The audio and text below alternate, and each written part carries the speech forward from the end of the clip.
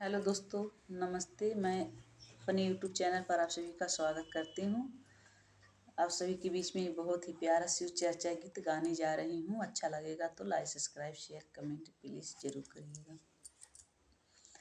कामन झुन झुनावा बजवलिए भोला जी, कामन झुन झुनावा बजवलिए भोला जी, बजवलिए ए भोला जी, बजवलिए भोला जी, कावन झुन झुनावा बजवलिए भोला जी, कावन झुन झुनावा।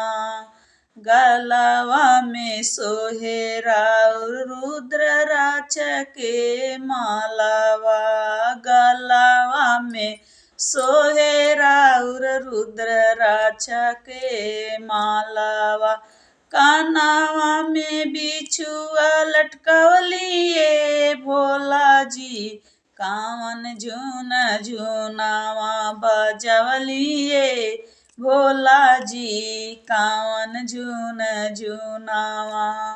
सिरावा पर सोहेरा बड़े बड़े जटवा, सिरावा पर सोहेरा बड़े बड़े जटवा, बड़े बड़े जटवा, जटवा से गंगा जी बहवलिए गुरु जी, जटवा से गंगा जी बहवलिए गुरु जी, कावन झुन झुनावा बजवली ए गुरु जी, कावन झुन झुनावा।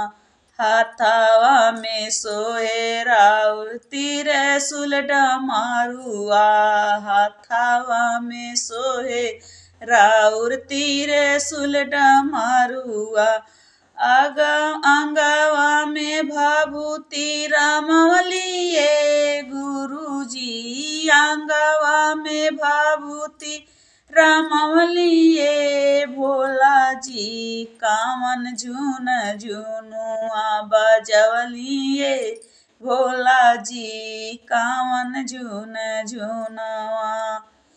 बगल में सोहेरा गौरी दुल्हनिया, बगल में सोहेरा गौरी दुल्हनिया, गोदिया में कार्तिक ललनवाए गुरु जी, गोदिया में गणपति ललनवाए गुरु जी, कावन झुन झुनुआ बजवलिए गुरु जी, कावन झुन झुनावा बजवलिए गुरु जी, कावन झुन झुनुआ।